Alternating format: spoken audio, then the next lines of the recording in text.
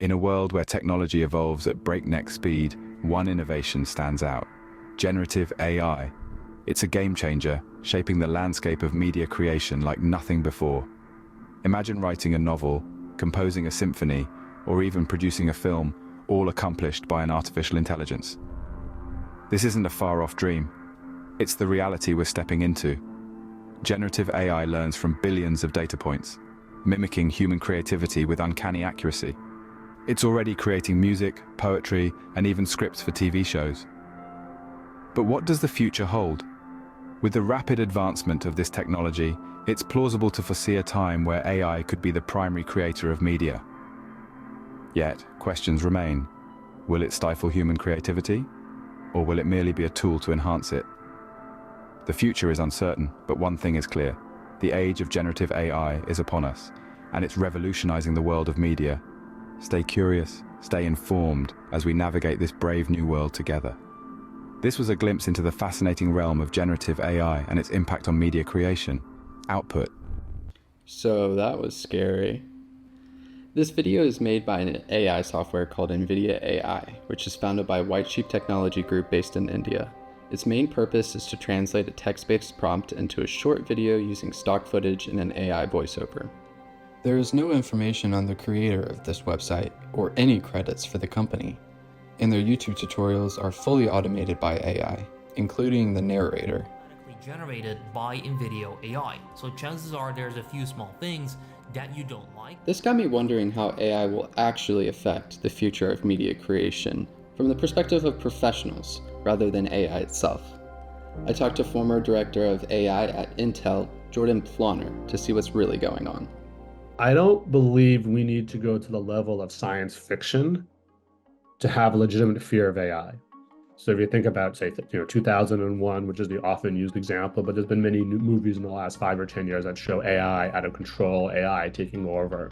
But AI is not conscious. AI itself is not taking over. It's simply a tool that people can use. I don't think we need to imagine a computer system becoming conscious and taking over the world and be afraid of that. I think we need to be afraid of exactly the kinds of things we're seeing in the world right now, how people abuse technology and how AI can just make that easier.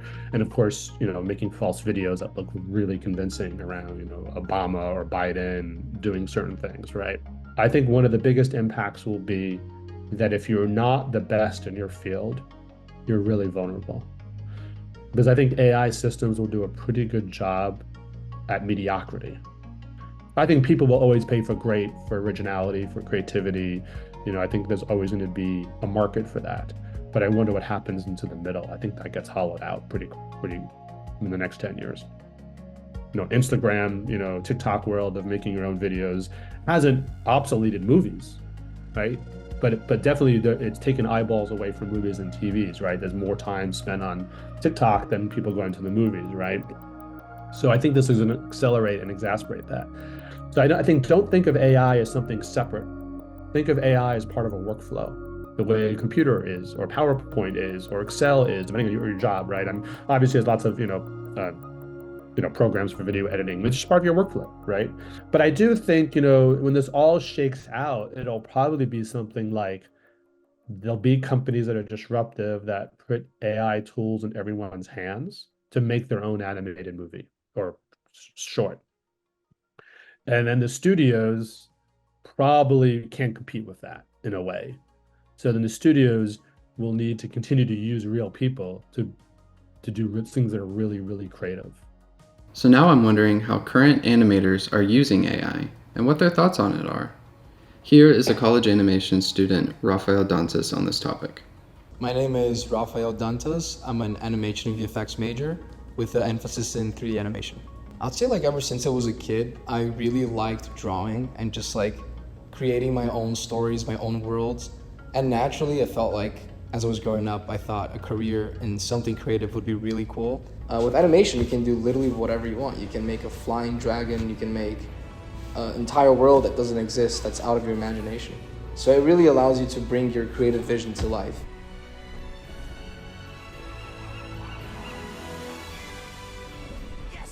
And we already have a lot of tools in animation that are assisted by AI. So water simulations, previously people would be drawing water unlike those old Disney cartoons. Nowadays, in any like 3D animated movie, that's all like computer generated. You don't really actually have to do much work at all, which again, it's a good thing and a bad thing. It's like a double-edged sword, because in a way it frees up the animators time to work on things such as like bigger decisions and work on things that actually matter towards a project, instead of doing laborious repetitive work, which still is a lot of like the animating process. It's a lot of like repetitive tasks, a lot of trial and error, and having an AI tool kind of helps us go through that process faster and allows us to focus on setting the tone of the movie, or working on the art style, working on the acting of like the characters.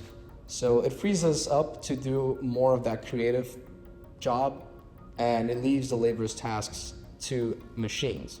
In the short term, from where we are right now, AI has brought a lot of good things to the animation industry. It's, again, all the new tools, all the new ways we can work with, like, different softwares and stuff. That's really cool. But moving forward, maybe like 30, 40 years into the future, since we have no idea at what stage and how intelligent and accurate AI is going to be, it is, as I said, double-edged sword. We have the good things, and then we have the bad things, which is the uncertainty if AI will actually ever get good enough to replace the job of animators. So the conclusion that I gathered is that whenever a new technology is created, there are going to be pros and there are going to be cons. But I think it's good to focus on the positives rather than negatives. Here's Jordan Plonner with a final note. Undoubtedly, the advice I would give to a college student in, say, the entertainment field, the animation field, is no different than we give advice to any other young person, which I do, which I do occasionally, which is, don't be the person displaced by AI, be the person who uses AI. Output.